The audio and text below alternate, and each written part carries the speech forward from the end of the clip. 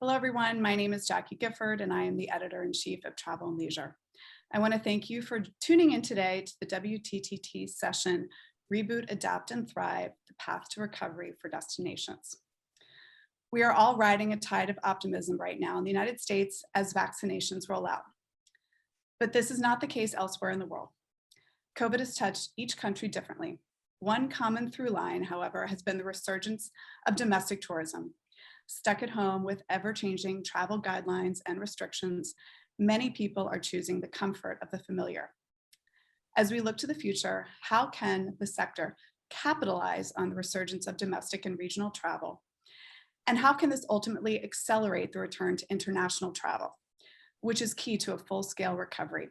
So joining me today to talk about this and other topics are key stakeholders in the business. I want to welcome Caroline Beteta, the president and CEO of Visit California, Gilda Perez-Alvarado, the global CEO of JLL Hotels and Hospitality, Rob Torres, managing director, travel for Google, Muzzammil Ahussain, the executive vice president of consumer travel for Sierra, and Christopher Thompson, the president and CEO of Brand USA. Hello, everybody. Thank you for tuning in virtually. It's great to see all your faces. I want to start by talking to Rob. So Rob, what is Google seeing right now in terms of search for domestic and international travel? I want to read a quick stat that I think is so key because numbers matter, right? In 2020, domestic visitor spending decreased by 45%, while international visitor spending declined by an unprecedented 68.4%. Those are big numbers, but we're optimistic now. So what is Google seeing in terms of search from its audience? Well, Jackie, thanks. Hello to everyone, and thanks for having me. And hopefully those numbers were the worst that we've seen. And in fact, we are seeing some increased demand for travel now. In fact, we've seen marked improvement in travel intent in just the last couple of months, which has been great. We do sentiment surveys each month, and we've seen roughly a 9 percentage point gain in people saying they're less likely to travel in the next 3 months than they were in the previous months. So this is all a good start, I think. Hopefully we all believe that. We're also seeing some great improvements by travelers over 45, which tells me that, messaging and expectations around the vaccine rollouts and public health are having a broader impact on consumer sentiment. In our last survey, 1 in 3 US consumers said that they plan to take a leisure trip in July. And I think that bodes well for all of us on this call and people watching. And like you said, how are we seeing inquiry? We're seeing a dramatic increase in domestic travel query growth. Some of the markets we watch have seen anywhere from a 20 to 40% increase in search volume. Travelers are spending more time searching for places to go that are safe and open to them, which in general, a lot of it is domestic still. We continue to see a surge in secondary market searches. Markets like in the US, Jackson, Wyoming up 46%, Park City up 45%, Key West up 70+%, whereas searches for markets like DC down 59%, Seattle, where I'm calling you all from now, my hometown, down 45%. And we don't see any indication of that changing, especially like a Seattle market that's so dependent on summer cruise season, which isn't going to happen this year. So we definitely still see a big jump in interest in domestic travel. The other thing I'll just share quickly is, how people are searching is changing a bit as well. We've seen a huge increase in both video and mobile searches over the last year. I mean, I think as many of you know, and we're probably all guilty of it ourselves on this call, is we've seen video viewership rise during the pandemic. Time spent watching digital video has increased over 25% year on year in 2020. And this has been really true for the travel category as well. We've seen about a 15% year on year increase in overall travel video viewership. And on this domestic side, we've seen almost a 50% increase in viewership of videos related specifically to road trips and people taking road trips. And so I think we're all bullish, but I do think for this year, it is definitely still going to be more domestic. And I think that's true because we just don't, know when borders will open. And as they do, there's interest, but I think people are still more comfortable with the traveling closer to home or closer to where they're now working, which, as we know, has changed dramatically as well. No longer people in many instances going to their office, but they have moved locations to where they're actually working from. And they're, looking for travel kind of staycations close to where they're at now. We're seeing the authentic and real digital content becoming a very powerful tool for not only inspiring this travel, but for booking as well. And, we've seen most recently 75% of top travel spenders say that videos help them choose which brands to book. And I think it makes sense. I mean, travelers no longer feel like they can just get up and go like they used to. They're spending a lot more time planning this out, making sure that it's safe, that protocols are met, and when they decide to make that decision, that they feel really comfortable that it's the right decision to make now. So, overall to your question, I think we're bullish, very bullish, but also somewhat hesitant. And because we have seen some markets take off and then close down. And, overall, though, from the search perspective, people are interested, and we know the pent-up demand is there. It's just they are still continuing to look closer to home. Driving, I think, is going to be big, certainly the U.S. again, and drive destinations, certainly with this summer. I agree for And sure. I having now, run a travel brand and edited a magazine and, remotely this past year, the appetite for travel content hasn't dipped whatsoever. That's the fascinating part. And even if people are stuck at home, they're still dreaming about travel. And they are starting to take those first tentative steps. So Gilda, thank you, Rob. I want to move things over to you. What are you seeing, and talk a little bit about your work with JLL. How have you had to pivot, the word of 2020 and 2020? How have you had to pivot your business in this time, and how has technology changed for you? How has it transformed your business? I'd love if you could share a little bit of your story. Absolutely, Jackie, and thank you so much for having me, and also be in the company of the esteemed panelists. So 2020, 2021 have been transformational for us, Jackie. Our core business is real estate investment advisory, and my division specifically is hotels and hospitality. Obviously, what drives hotel and hospitality is travel and tourism, so we're all very much intertwined, interlinked. Over the last year, I would say, our share of transactions have definitely gone down. So just in terms of real estate, hotel real estate transaction volume decreased 60% globally in 2020, 70% in the US. That is our bread and butter, if you will, or our core business. Having said that, JLL, hotels and hospitality, we also focus on other very relevant areas of the sector, most importantly, global tourism. So in that sense, the work that I'm the most proud of is the partnership that JLL has with WTTC. Pre-pandemic, we had put together a tourism readiness index. And I have to say, coming out of the pandemic, as the lights are all starting to switch back on, or at least the expectation that the lights will be turning back on sooner rather than later, that index has just become so critical. And in that, by the way, what we're focused on is what will it take for these destinations, for these 50 global cities to be ready for tourism. And I would say pre-pandemic, we were all very much focused on infrastructure, public-private infrastructure. Post-pandemic, and this is something that has impacted our business as well, I think we're looking at, the 3 P's of profitability: people, obviously profit, planet. We're looking at the sustainability of the business going forward. And so as it relates to our business, what we're speaking to with our clients, they all want to talk about the sustainability of their business going forward. And that has so many ramifications, from social issues that I'm sure we'll talk about later in the session, to actual investments in infrastructure. Let's see what's going to happen with the government's infrastructure plan that is being put in place, the treatment of the pandemic, etc. But again, what we're focused on mostly is real estate investment activity, and that is being driven by travel and tourism. You asked a question about technology. It's been fascinating. All of us have been working remotely. I, for one, have been working out of Managua, Nicaragua for 13 months. I will be heading back to the US this Friday, and technology has just changed everything.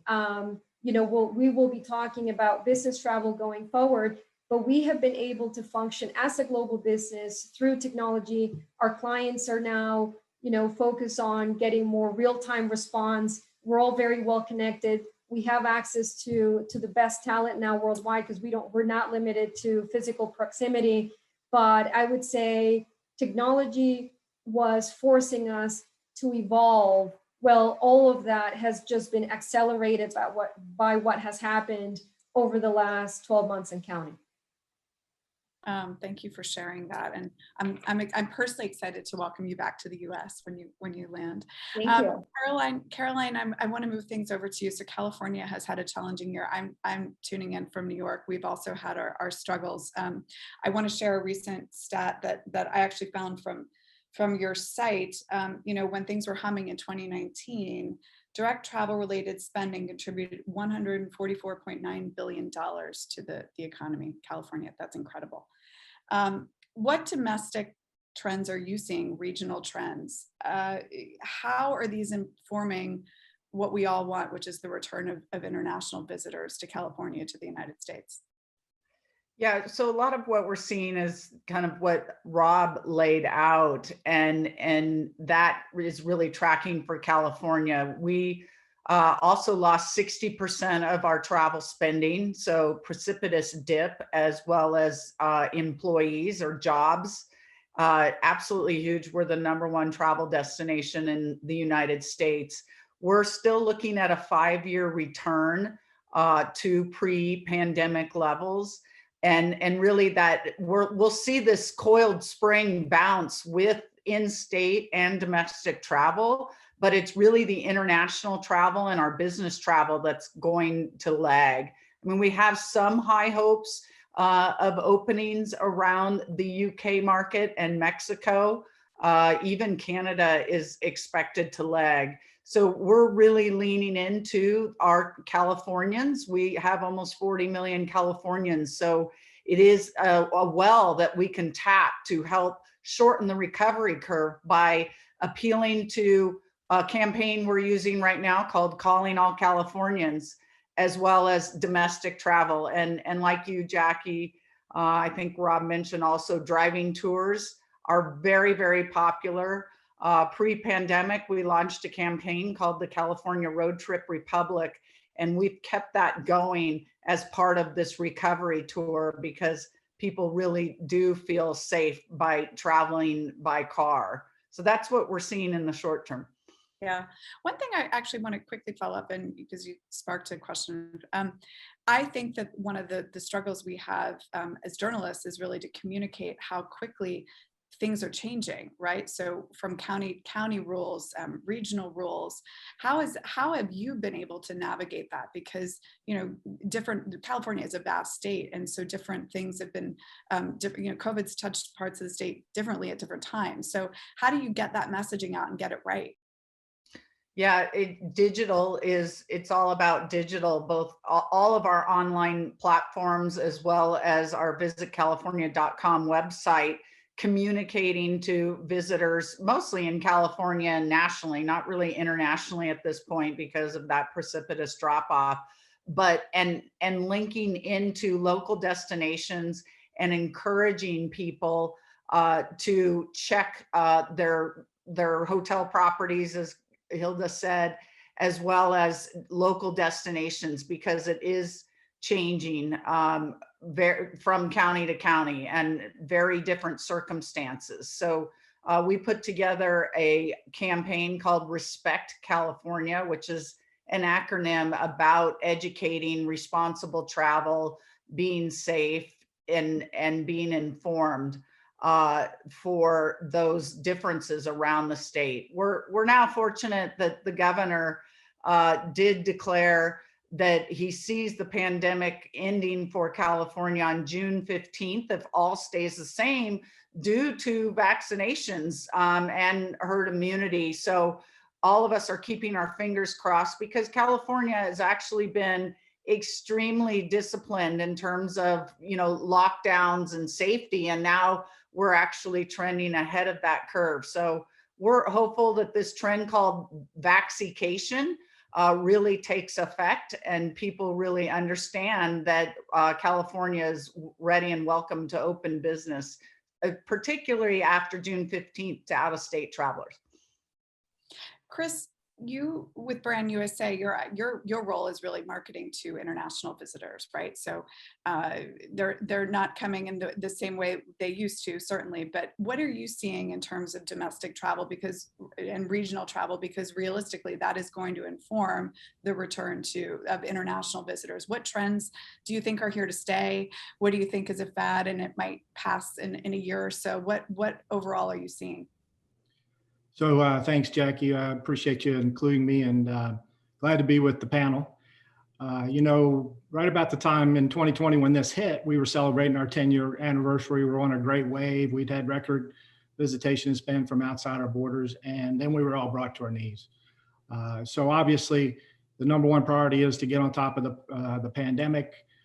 With vaccines coming on board, I think that's accelerated our ability to do that, and that's ultimately the thing that's going to allow us to get to where we need to get to.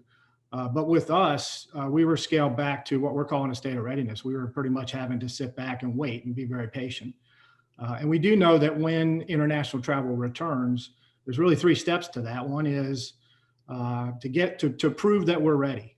And that's the very first one. And it's all about consumer confidence. And I think some of the numbers Rob was talking about on the front end as it relates to intent and desire, we're starting to see some improvements in that as it relates to some of our data partners here domestically, as they're reporting some of the similar numbers as it relates to that intent.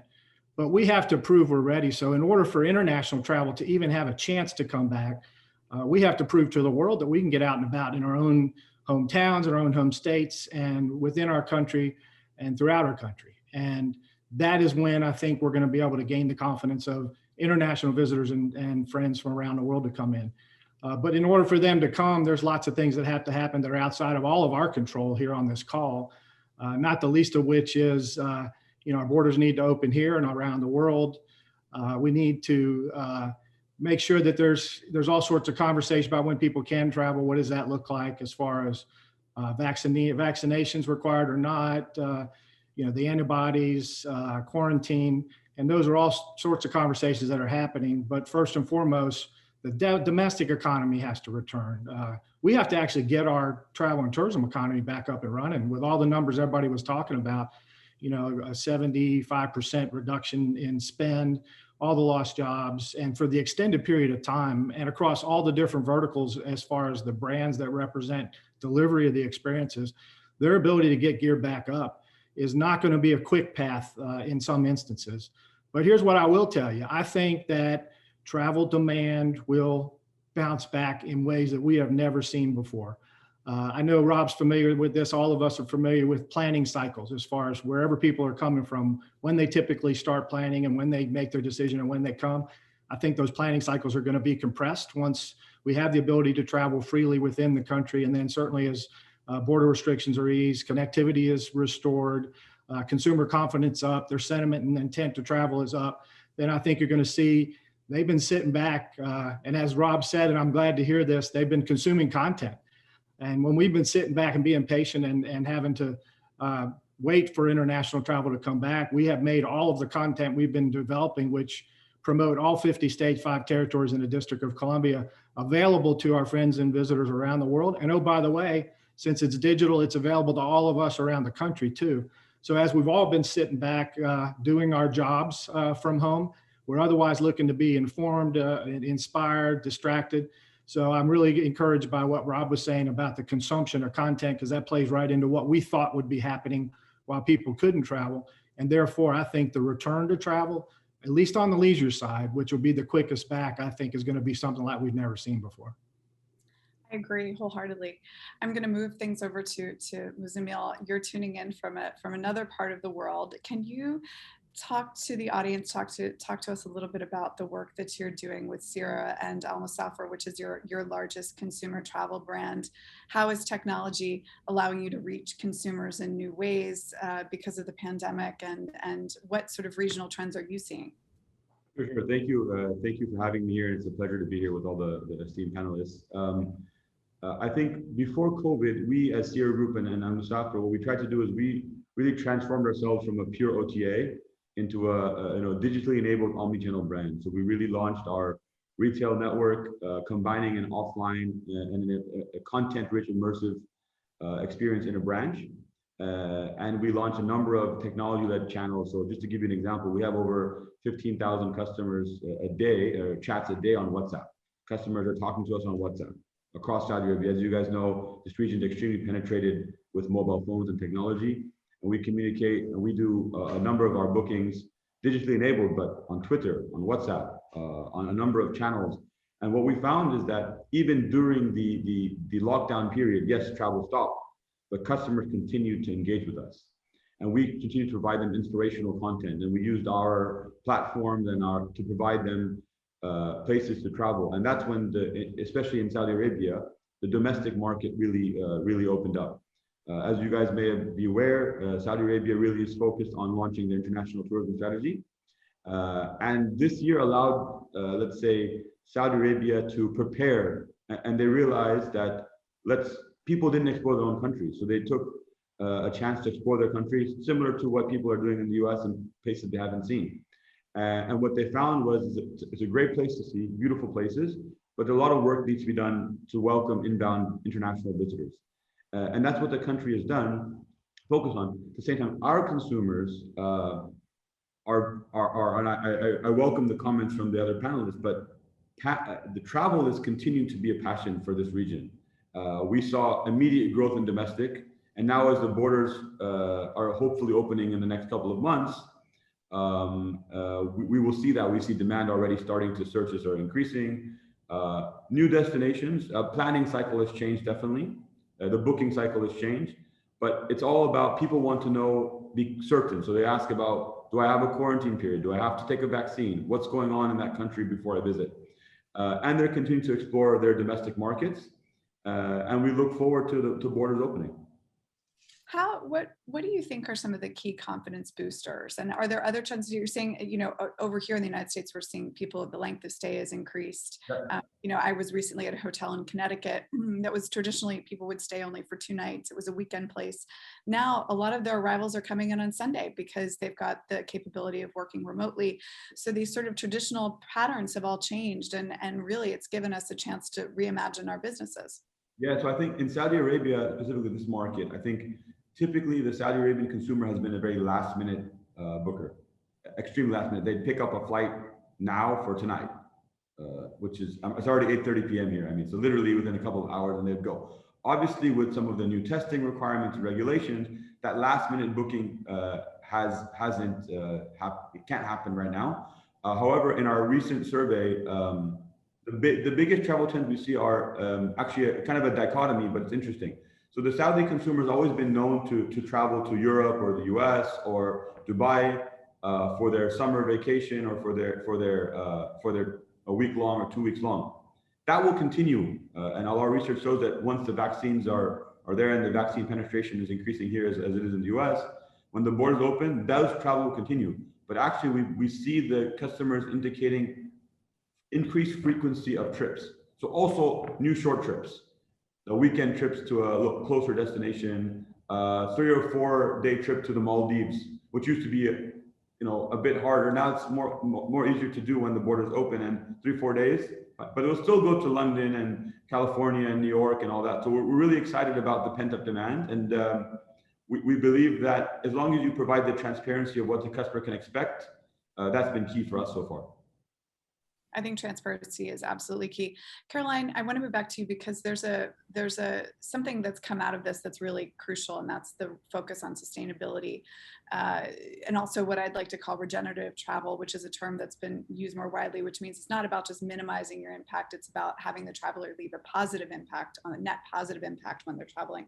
So American Express Travel actually recently came out with a study that noted, and 55% of respondents said that they're interested in carbon negative travel, and 60% agree they want to book airlines that have a carbon neutral commitment. So this is a really big shift. I think we've been talking about sustainability for a long time. It had this sort of buzzword quality to it, but the reality is now people, the health of the planet and its people has been put in stark relief for travelers, for the entire world. So what would you say in particular, what's going on in California? How is your destination adapting to this new consumer need and really protecting your natural resources? Because we all know, especially with the fires there, these resources are finite. We need to protect them.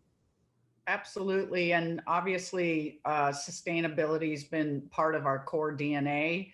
Prior to COVID, it's kind of the California culture, if you will, and thus been adopted by the workforce here in hospitality. Pre-COVID, we actually worked with the industry to do a statewide sustainability plan.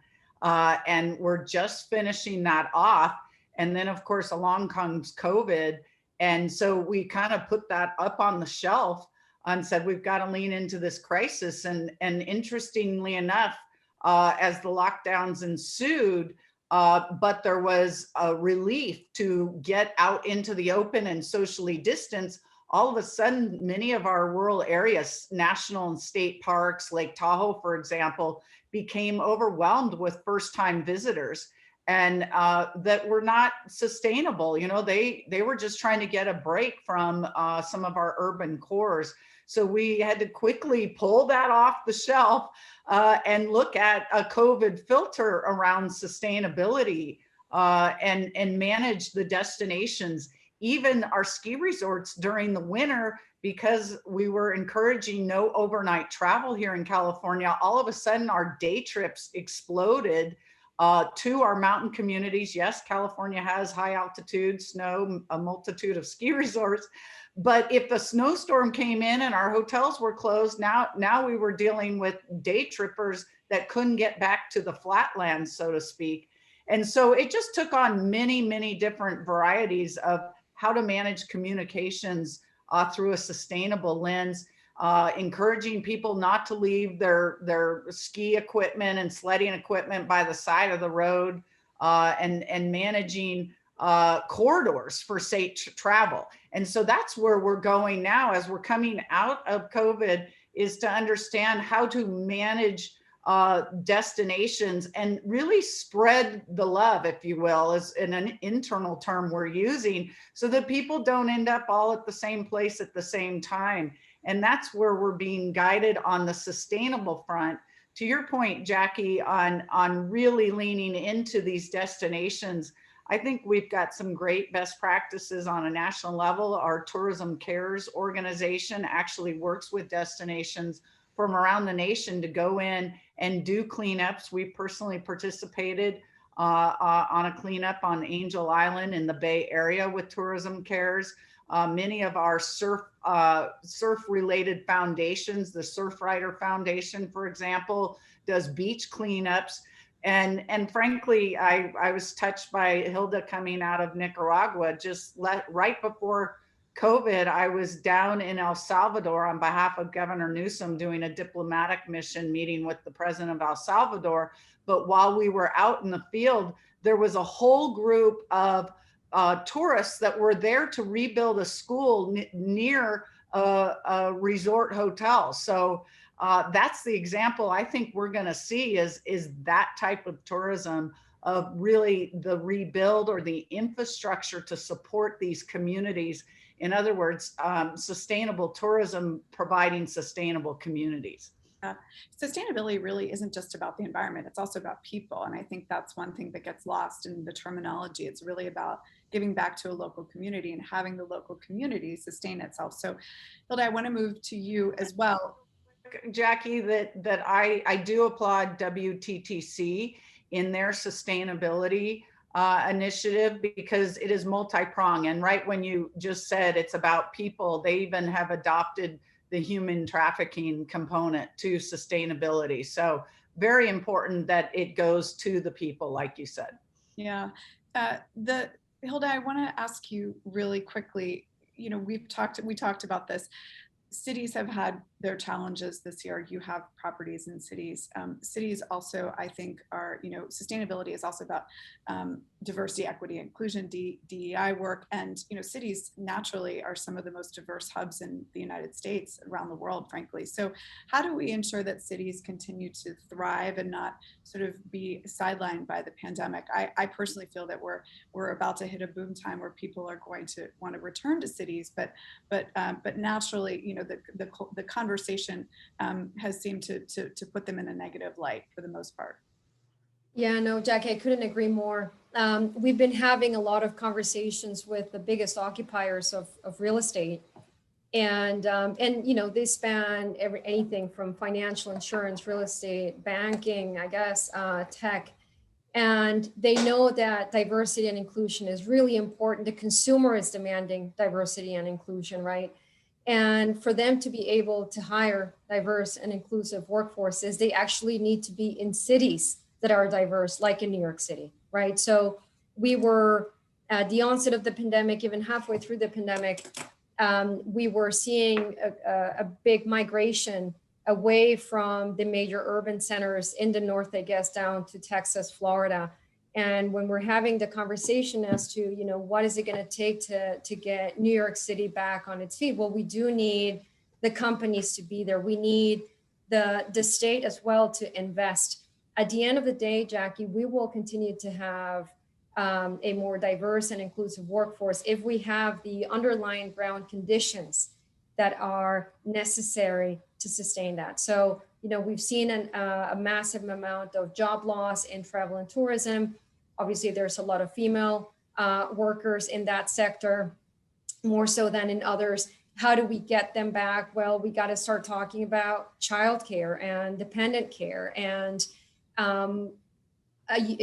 we talked about it as well. All the corporations want to go back. I think we have to look as to how we go forward, right? And we implement everything. Caroline, to your point, sustainability is not just about environment, et cetera, it's everything. How do we get back to the communities? How do we make cities livable? How do we get tourists to want to come to a city and invest in that city and go to the local, the locally owned restaurant, the farmer's market, et cetera, whatever it may be, so that sustainability is done from a community perspective. But honestly, we will achieve diversity and inclusion in a lot of these sectors, again, in corporate world, if we are actually proactive about it and we lay down the foundation to be able to attract these diverse workers, create a more inclusive environment, make sure that we're developing them, we make housing affordable,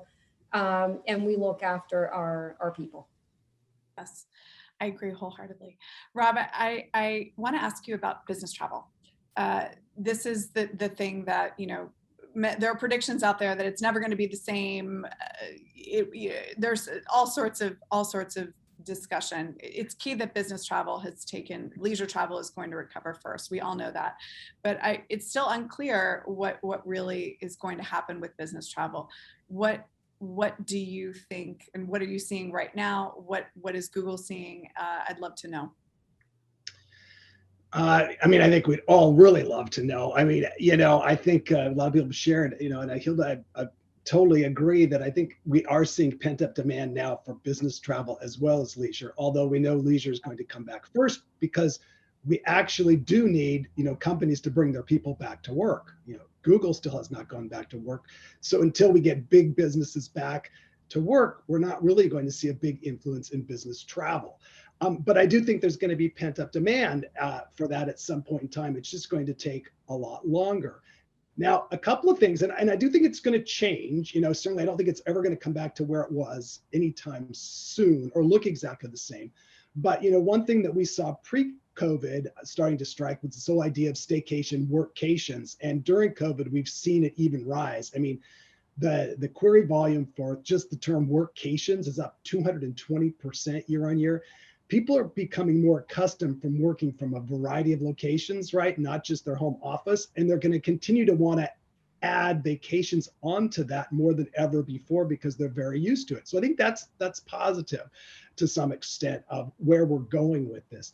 It's just going to take time, right? And you talk about, and I think you said, international travel is going to open for real business travel as well, but that's borders, that's, safety, that's vaccines, all of that has to come in play before we're ever going to see the return to business travel like we saw in 2019. And arguably, I think we've learned, and certainly from what we've seen at Google is, we've learned to live like this. We have learned that these video sessions can work for some reasons. I don't think they're ever going to replace the need for a face-to-face in many instances, but they will replace some of the internals that we used to fly out for a day or a half-day meeting. I don't think you'll see that come back anytime soon. And I think part of it is people have learned that maybe the hour commutes, the 2-hour commutes, those commutes, they don't necessarily have to do, and they have a much better work-life balance. And I think hopefully that is something positive that comes out of this, is that work-life balance will stay and wellness will stay improved. And at the same time, eventually the face-to-faces and all of those important things will happen. Yes. The worry I have personally is that we're always on now, right? So the work-life balance, this is the flip side, because when I have gone into the office, oddly enough, when I come home, I put my computer down. And when when I'm sitting at home, I just reflexively grab for it now to check, because I think everyone's so used to that sort of panic mode of last year, and maybe a business trip might be quite freeing actually to be away for a little bit. So I could totally agree with you. I think actually it's interesting that we have to calendar more than ever before. You need to calendar that time off, like you maybe necessarily didn't your thinking time. You got to actually and turn it off and say, okay, because otherwise you are on 24/7. And I think we really have to make sure we're doing that. Yeah. Muzzammil, what's happening with business travel in Saudi Arabia, in the Middle East in general? Do you see a return? What's the timeline really looking like? So I think there's 3 parts of business travel in this region. The first part is really domestic business travel. That's within Saudi Arabia, that's actually started to grow significantly. And actually, while the volumes are much lower, the key meetings, as Rob was saying earlier, there are certain things that have started to come back to normal in Saudi Arabia. There's a lot of international consultants that continue to fly into Saudi Arabia and the region. That has definitely slowed down, and that won't pick up for a while. At the same time, you see a lot of intra-regional travel for business travel, and that has also taken a slowdown, and we think that will slow, and people have realized that they can work remotely. This region is a lot about relationships and things like that, and it realized that people can still build a relationship. It may not be the same, but a relationship can be made and built on the video. So we do see that. At the same time, given this region is a place of connectivity and flights and cross-regional travel, when people have, we believe that point-to-point travel for business travel will be more important rather than stopovers and layovers, etc. A lot more point-to-point travel when they do come back. So longer trips when they go internationally, one time get more 4, 5, 6 meetings done rather than these day trips as we were saying earlier. And lastly, I think what's important is similar to the workcation topic that Rob mentioned in the US, actually here, as you guys know, maybe a place like Dubai are promoting themselves as you can work remotely from places like Dubai and Maldives. And I've seen a number of my former colleagues that work with me in the US and Europe are now here. They're saying, it's a great time to be here, weather is great, enjoy and work remotely from here. So the market is positioning itself as an inbound tourism market that way as well. Gilda, quick thoughts on business travel? Yeah, listen, I echo the sentiment from the fellow panelists. I think for us at JLL, what we're projecting is a, maybe lesser frequency of business travel, but with a much longer duration. We've also started to hear from some corporations that maybe they will start tracking carbon footprint of their executives. There's some who are just itching to get in an airplane for, a couple hour long meeting, a cross-country trip for a lunch. I do think that going forward, it's going to be this. It's going to be a mixed reality. We're going to use Zoom where we can. We're going to be hyper connected, Jackie. We're very much focused on this work-life balance. going forward, but I do think that business travel will be more responsible, has to be more responsible going forward. But a client of ours said it best: you can continue to sustain a company virtually, but you cannot really grow a company unless you meet in person. So I think we're going to be smarter as to how we go about business travel. It is coming back. Technology is playing a more important role. And an area that I'm personally very intellectually curious on is the fact that we have 5 different generations now in the workplace, and they have a different interpretation for how they do business travel. Maybe the younger workforce will want to combine travel with leisure, and it's very easy to work remotely. Maybe some of the other generation who've been physically working in a single spot and are used to having an office will gravitate towards that. So I'm very curious to see what happens going forward. But going back to the element of sustainability, I wouldn't be surprised, and by the way, we're talking about it at JLL, if you start having carbon footprint for your workers as well, to see if they're responsible about travel and the environment and profitability, really. I think that's a great idea.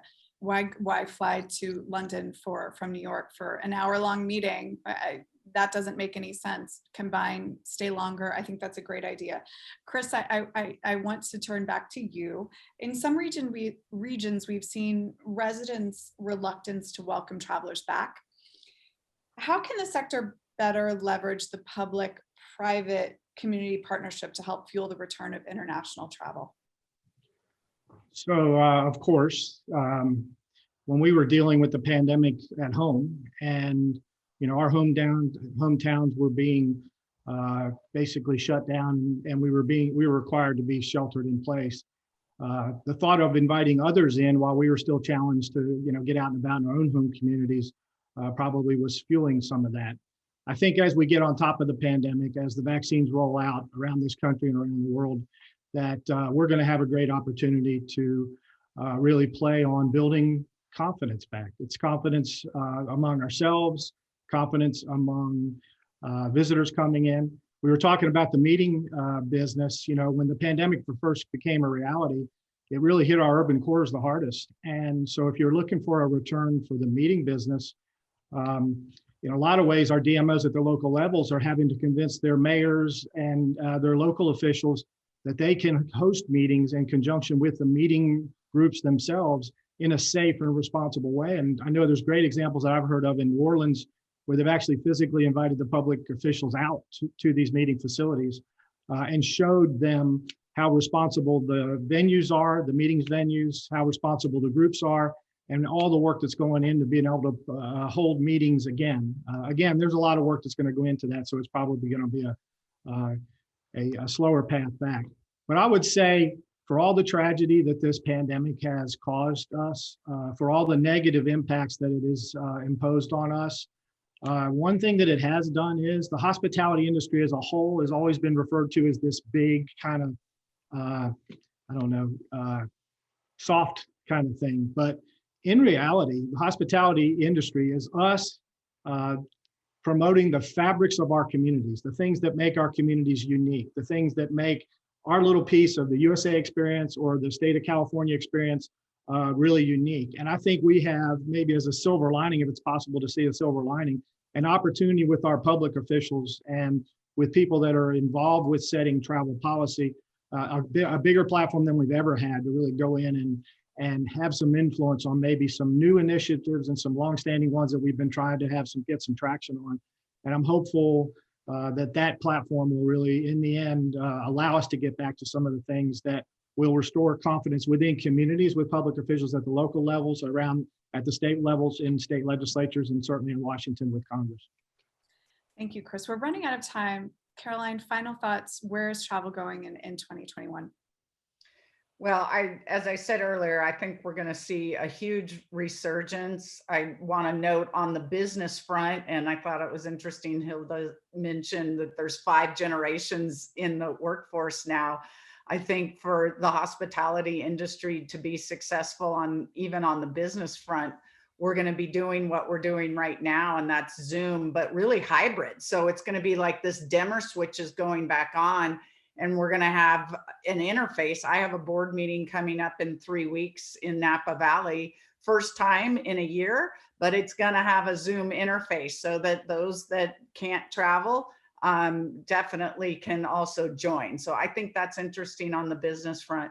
On the leisure front, our biggest challenge with this crisis is there's no perceived end. And I was briefing some of the governor's staff and the governor about this, that we have to put out that welcome mat and really encourage people to travel. We're calling it destination readiness. And frankly, right before our governor announced, June 15th in terms of opening the state, it was only at 28%, meaning people don't see as California ready and willing and able to travel there, but we are now anticipating a huge bounce from that. So we all collectively have to communicate that we are open for business. That's the challenge for us, is this kind of soft opening versus what happens after other crises. And of course, the changing nature of requirements for travel will be interesting to navigate, and we really got to lean into that too. Muzzammil, final thoughts on travel in your part of the world for 2021? I think domestic and regional first, but the passion and the inspiration of travel will continue, and people love traveling. We just need to provide the right experiences as a travel community. All the ecosystem, under the umbrella of what WTTC, regional partners, global partners, and build out a safe and holistic approach to how we will handle travel going forward. Consistent is key. Rob, final thoughts? I would agree with all. I think from what we've seen, if search is any indicator, people are ready, and they're ready to travel more than ever. I just think that we have to work together to build the confidence that it's safe and secure. Coming from the information business, we need Google to help work together to provide that information so that consumers and travelers feel there's a confidence. But I think people, like I said, are ready, but they're still confused. And we can do a better job of communicating what is happening. And I think that will really provide more confidence levels. And that's what we need to do right now. Yes, absolutely. Gilda, last thoughts from you on 2021, where we're going. Everything that the rest of the panelists have said. And the other thing I would add is, we all recognize that we're coming out of the gates at the same time. So talk about hyper competitiveness. We have to be very unique in what we're offering. There's got to be authenticity in, destination planning and just honestly consumer offering. So I'm very excited to see what innovation comes out of this. But yeah, get ready. I agree. Thank you all so much for joining me today. Caroline, Rob, Muzzammil, Gilda, Chris, it was wonderful to see you. And thank you to the WTTC for organizing this. I know it will be great if I can see you all in person someday soon. So take care. Thank you.